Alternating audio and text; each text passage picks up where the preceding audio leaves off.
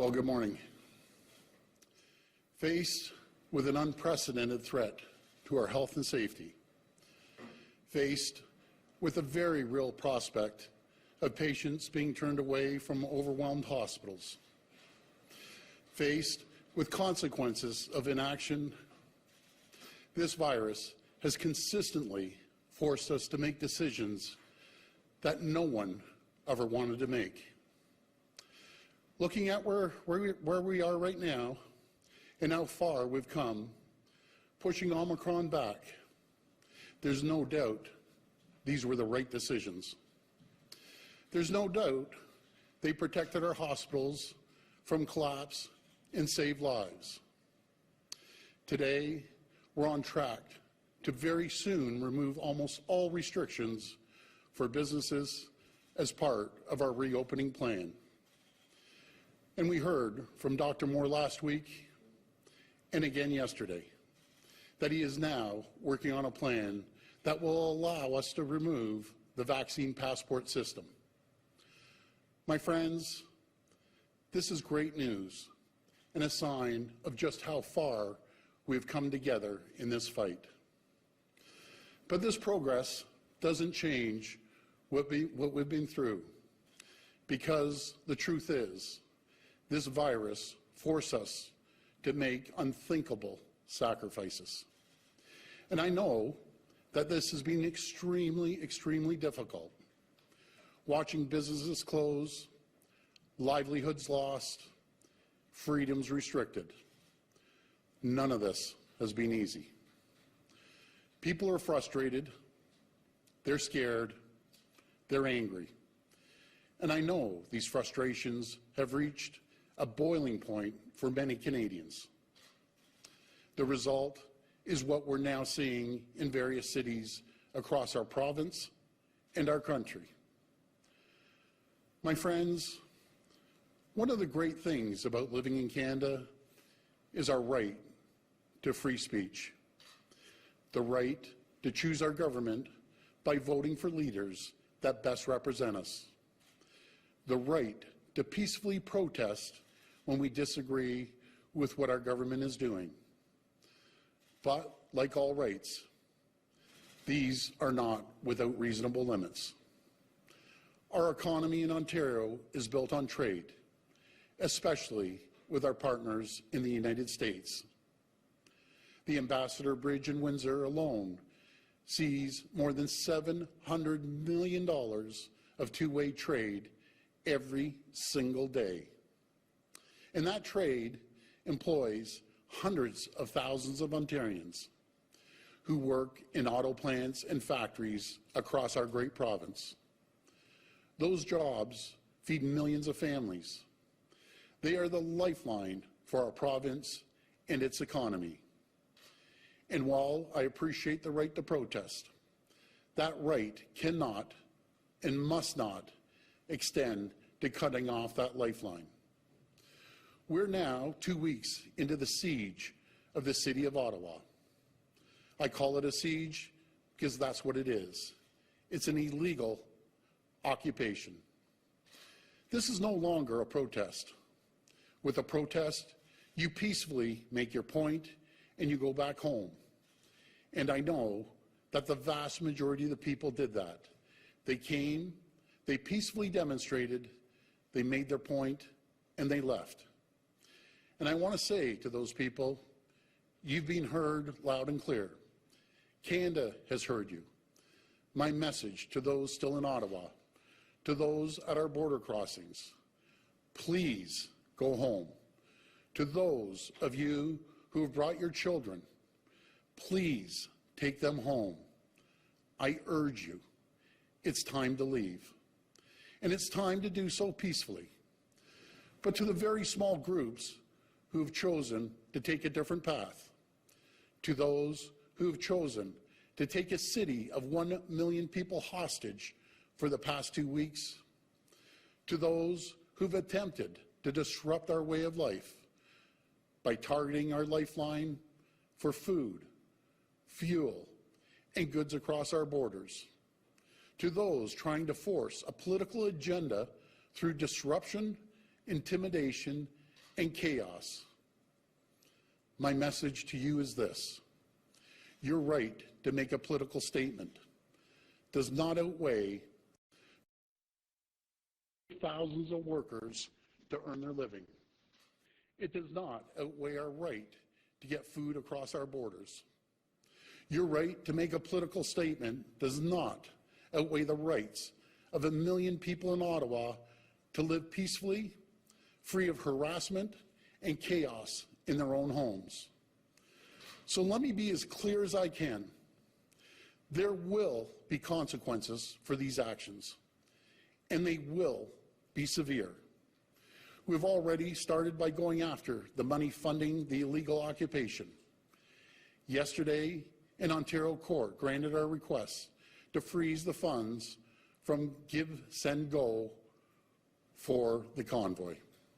The OPP has also provided additional resources to Ottawa Police Services and Windsor Police Services to satisfy their recent requests for operational support. And more needs to be done.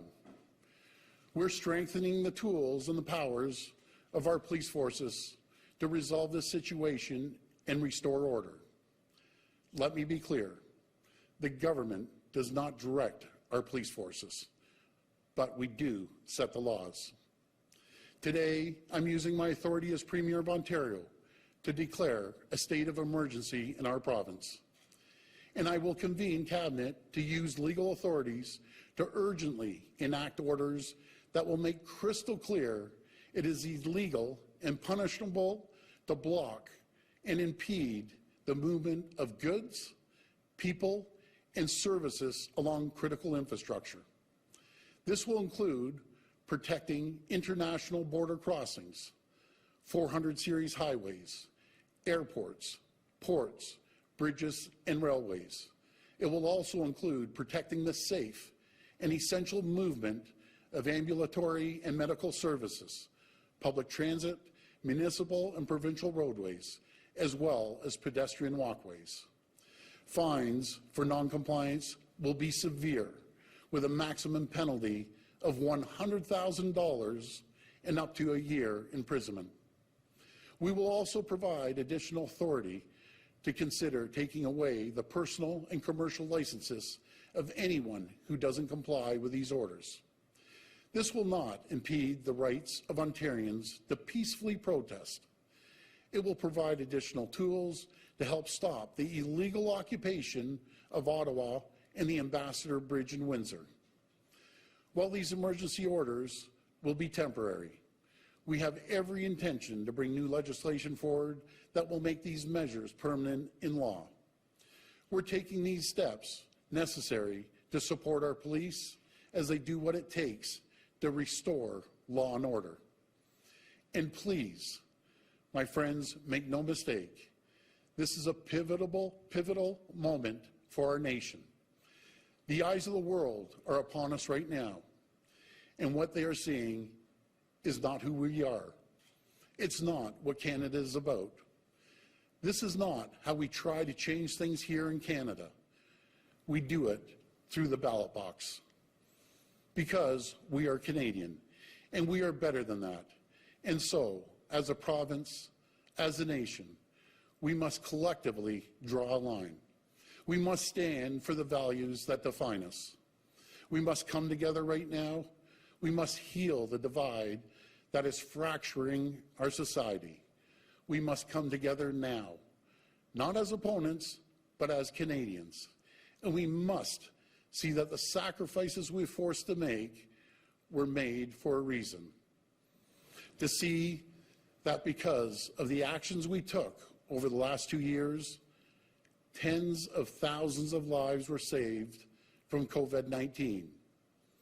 As hard as it's been, these sacrifices were necessary to protect tens of thousands of our neighbors, our friends, our family members. And there's no price that we could put on that. So, to the protesters I say, we've heard you, and it's time to go. To the auto workers, truckers, and all those affected by the Ambassador Bridge closure, I say, we will take whatever steps are necessary to ensure the border is reopened. To the people of Ottawa under siege, I say, we will ensure you're able to resume life and business as soon as possible. And to our brave women and men in uniform, I want you to know that you have my full support as you work to manage the situation and do whatever it takes to bring these occupations to an end. Thank you, and God bless the people.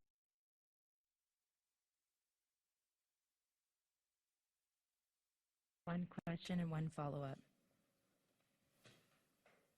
Morning, Premier. Matthew Bingley, Global News. It has been 5 days now since we've seen hundreds of millions of dollars lost at an international trade route, and at the same time, Canada's trade reputation has taken a massive hit in this. It has been 2 weeks since Ottawa saw the protesters dig in there. Why has it taken you so long to come out with measures like you are today? Well, first of all, they're extraordinary measures. I can tell you, I've been on the phone with the Prime Minister, premiers across this country, U.S. Ambassador, governors, and the mayors as well, to make sure that we do everything we can to do this peacefully. And I emphasize peacefully. We have tried and tried and tried. The occupiers in Ottawa, they are not listening. The trade problems that we would see if we didn't clear the Ambassador Bridge would be unprecedented, absolutely unprecedented. As the world is watching, businesses and people around the world are wondering, is this a safe and stable jurisdiction to invest? My answer to them is yes, it is. We said Ontario's open for business, and we will always be open for business. This is not a time for divide in our country, in our province. The toughest thing I can tell the folks out there about this whole pandemic is the divide we see from co-workers, from friends, and family.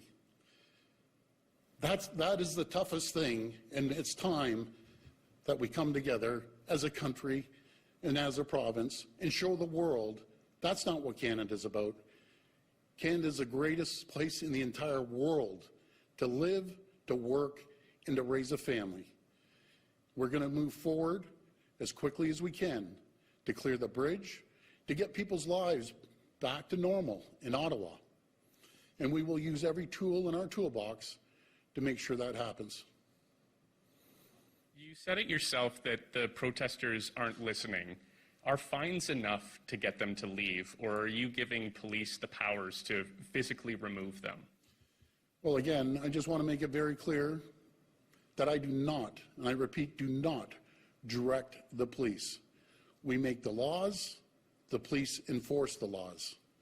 But again, we cannot, and I emphasize cannot, have people occupying cities, holding them hostage, holding millions and millions of people hostage to go to their jobs, and tens and tens and tens of thousands of people cannot go to their job because they're being shut down because the parts or the widget or the food cannot get across the border, not because of the truckers, because I can tell you folks, 99% of the truckers out there right now are working their backs off to put food on our table, to make sure parts get to the factories until we can keep the economy going. The last count I heard at the bridge, there was 5 truckers. The rest were pedestrian cars. This is about a political statement. That's what it's about. I think the world of our truckers. I support our truckers. I've supported our truckers from day one, but that is not representative of our truckers. The Trucking Association has clearly demonstrated that they are not in favor of this. So again, to the occupiers, please go home. Hi, good morning, Premier. Colin DeMello from CTV News. This was a pretty consequential weekend, this last weekend in Ontario. You call it a siege. Ottawa police said it was an insurrection. A day later, Ottawa police, or the city of Ottawa, declared a state of emergency. On Saturday, there was, of course, a large-scale protest in downtown Toronto. There have been a lot of questions about you and your visibility. Premier, CTV News has obtained photos of you in cottage country. We've spoken with people who took pictures with you who say you were snowmobiling on Saturday, Premier. Can you explain why you decided to go snowmobiling during a stated insurrection and siege in Ottawa? Let me make it very clear, Colin. I've been on this phone almost 24/7, along with the premiers, U.S. ambassadors, the governor, the prime minister, around the clock. Make no mistake, I have been engaged from the second this has happened, and I'll be continuing being engaged with the authorities that we need to talk to. Fair enough, but you are not dismissing what I'm saying here. I'm asking you, Premier, were you snowmobiling on Saturday in cottage country while Ottawa was under siege, as you say? Let me tell you, Colin, I was at the cottage. I went out on my snowmobile. I take calls till 1 o'clock in the morning. I get calls before 6 o'clock in the morning, and I will not stop until we get this taken care of. And I will continue to make sure we're engaged in every single area of our responsibility.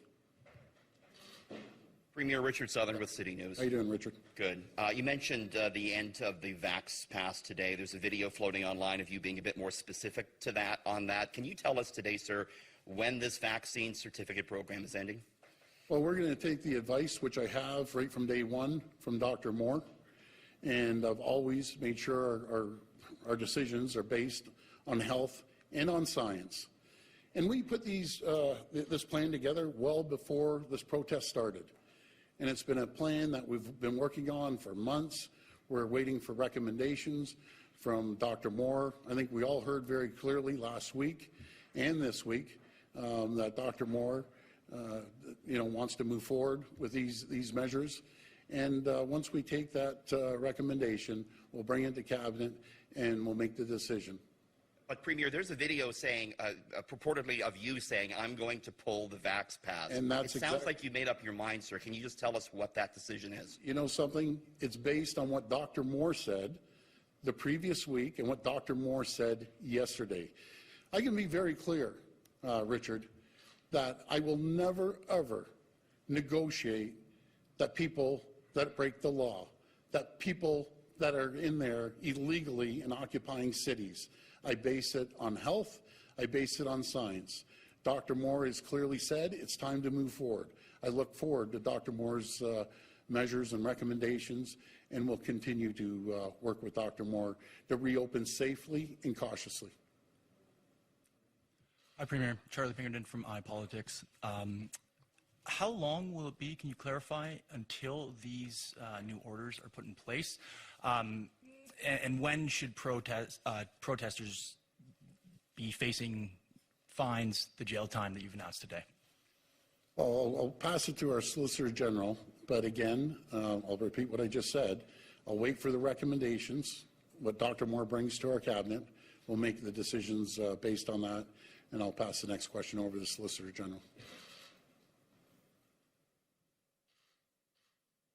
Thank you. So as the Premier mentioned, the initial declaration will be for 42 hours. The Cabinet will be meeting tomorrow to go over further amendments, and I think that you will see in the spring legislative session that we're going to start to deal with some of these safety problems that are causing people to be on public highways, on public roads, putting themselves and the community in danger. It speaks to there is a wide difference between a demonstration that people make their point and go home, and people put their lives, their family lives, and communities at risk. That's unfortunately what we are now seeing in Windsor and, of course, in Ottawa for the last number of days, over a week.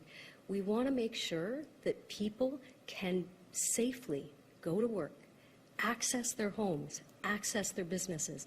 And unfortunately, in Ottawa and Windsor, that is not happening right now. So we are doing that with this declaration. Thank you. Okay, and my other question is just, police have had a very difficult time trying to disperse these protesters. Obviously, that's why we're here today. What if this doesn't work? What next do you have as a tool to try to resolve this situation, and when will you escalate things? Well, first of all, I always have, I'll always support our police, and I have confidence in our OPP, our RCMP, and local municipal police, and I'm sure they'll get the job done. Hi, Premier. Andy Takagi with QP Briefing. I just wanted to ask you, there were reports yesterday that a quarter of the trucks still remaining in Ottawa had children among them, and that's why there was difficulty removing the trucks from downtown Ottawa. I was wondering, is there any action being considered against the parents of children that still remain in the convoy, and do you have any message to the parents and children remaining? As I said in my comments earlier, I urge you, please take your kids home. Please get your kids home. The place for a protest occupation is not a place for children. So I urge you, take your kids home. This will be the last question. And my next question is, Ontario turned down a third trilateral meeting with the federal government and the city of Ottawa. Why not take, leadership in addressing these protests, and why wait until you're being asked to act before sending in the OPP? Well, first of all, we've been acting from the second this has happened. When the regions, be it Ottawa, asked for support from our OPP, they ended up getting support. I'll tell you what people don't want. People don't want another table, a bunch of politicians sitting there talking. People want to see action, and that's what we're taking. We're taking decisive action to make sure we end the occupation and we get the goods on the Ambassador Bridge traveling back and forth freely without anyone impeding their transportation. This is critical to our economy, and I'll tell you, it's not going to be tolerated. In saying that, I want everyone to work together. I want this to be peaceful, and we need to make sure that we get the goods to the facilities. Folks, I got to stress to you, we're in a critical situation worldwide economically. We have competitors breathing down our back on a daily basis. We're competing against our neighbors south of the border. We're competing against the rest of the world. And the last thing we need is an anchor around our neck when we're competing. These people need to make sure they leave the Ambassador Bridge immediately for the sake of hundreds of thousands of workers, millions of families that depend on a paycheck going into these factories, going into these auto plants, making sure food gets distributed up here. That's what this is all about. I want to thank you, and God bless the people of Ontario. Thanks, everyone.